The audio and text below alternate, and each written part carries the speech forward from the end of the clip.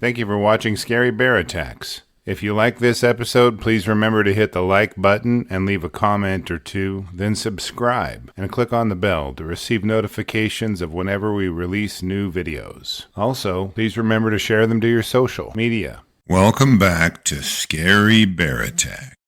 Today's episode takes us to the rugged wilderness of Northern California. The Russian River winds its way through dense forests, rolling hills, and fertile valleys.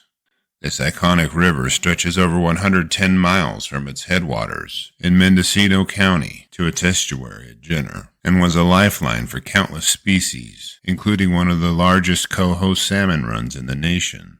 The watershed, covering approximately 1,485 square miles, boasts a Mediterranean climate, wet winters and dry summers, that sustains a rich variety of flora and fauna. The towering redwoods, fragrant bay laurels, and resilient live oaks dominate the landscape, while beneath them thrive shrubs like manzanita and ceanothus. Berry bushes such as elderberries, blackberries, and huckleberries provided sustenance for both humans and animals. In the 1850s, this region was a thriving hub of biodiversity. The Russian River and its tributaries teemed with salmon, providing a critical food source for indigenous peoples like the Pomo, Miwok, and Wappo, as well as predators like grizzly bears. These bears, California's apex predators, roam the area in significant numbers, shaping the ecosystem with their presence. However, the intersection of human expansion and grizzly bear territory often led to deadly conflicts, as it did in the tragic case of Jim Boggs. Jim Boggs, a rugged frontiersman in his mid-30s, was well known among his peers for his hunting prowess and fearlessness. Born and raised in a small settlement along the Sonoma Coast, Boggs had spent much of his life exploring California's vast wilderness. By 1850, the California gold rush had brought an influx of settlers to the region, pushing hunters like Boggs deeper into uncharted territories. On the fateful day of his demise, Boggs was armed with a single-shot rifle and a hunting knife. Although experienced, he carried neither bear spray nor the more modern firearms that might have given him a better chance against the formidable California grizzly. With no dog to accompany him and warn him of potential danger, Boggs was alone and vulnerable. His purpose that day was straightforward: track and hunt a grizzly bear, a feat that required exceptional skill and courage. It was a crisp autumn morning in 1852 when Boggs ventured into the wilderness near the Russian River. The air was heavy with the scent of damp earth and pine, and the rustling of leaves masked the subtle sounds of wildlife. Boggs followed a game trail that meandered through a dense thicket of manzanita and poison oak. His goal was to locate a grizzly he had been tracking for several days, judging its size by the claw marks etched into a redwood and its scat along the river.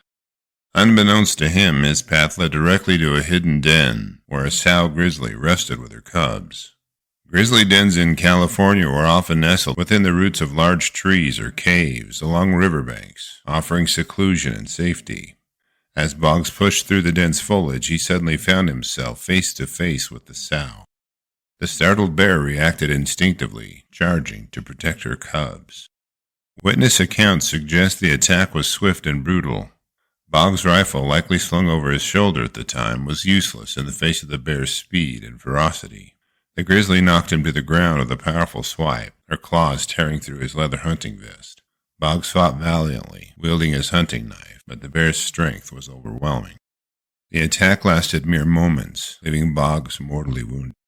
His body was discovered hours later by a group of trappers, who noted the telltale signs of a grizzly, massive claw marks, and tufts of fur left behind. The sow and her cubs had retreated, leaving a tragic scene that underscored the risks of venturing unprepared into grizzly territory. Jim Boggs' death was a stark reminder of the dangers posed by California's wilderness during the mid-19th century. His body was transported back to the nearest settlement for burial, where his story became a cautionary tale among hunters and settlers. The sow grizzly was not pursued or killed, as the attack was deemed a natural defense of her cubs. Historical accounts suggest she was a mature adult in good health, weighing approximately 800 pounds. Her cubs, likely only a few months old, would have remained under her protection for another year before venturing out on their own. Speaking of Cubs, our Cub Tier membership on Patreon, linked below, will give you ad-free early access to our episodes. And the $3 per month goes a long way in helping me continue to produce educational and entertaining content like this. During the mid-1800s, the California grizzly population was estimated to number in the tens of thousands. These bears thrived across a range of habitats, from coastal regions to the Sierra Nevada. The Russian River region alone was home to a dense population of grizzlies, drawn by the abundant salmon runs. At its peak, the Russian River supported one of the largest coho salmon migrations in North America, with millions of fish traveling upstream each year. The California grizzly's dominance, however, would not last. By the late 1800s, overhunting and habitat destruction had driven the species to the brink of extinction. The last known California grizzly was sighted in the early 20th century, marking the end of an era. Jim Boggs' tragic encounter with a grizzly bear serves as a poignant chapter in the history of California's wilderness. The Russian River's vibrant ecosystems and the untamed beauty of its landscape remain a testament to the region's rich natural heritage. After reviewing the facts surrounding this episode, I'm left with a few questions for you. Does it sound appealing to you to survive by your wits and instincts the way Boggs and other frontiersmen did? Given the rate of fire of old-type muzzleloaders, was Boggs' death unavoidable? What lessons can modern conservation efforts draw from historical conflicts between humans and wildlife? I will gladly read and reply to your thoughts, so post them in the comment section below, and let's talk about it. Thank you for watching Scary Bear Attacks. If you've enjoyed this episode, please consider clicking on the like button and clicking on the bell icon. We'll help you know when we post our new episodes. Posting our video links to your social media profiles furthers awareness, and it's fun. We slashed our prices in our merch store, linked below, so check out the bargains there while you shop. As a member of our human community, remember to adventure bravely and be careful out there, especially in bear country.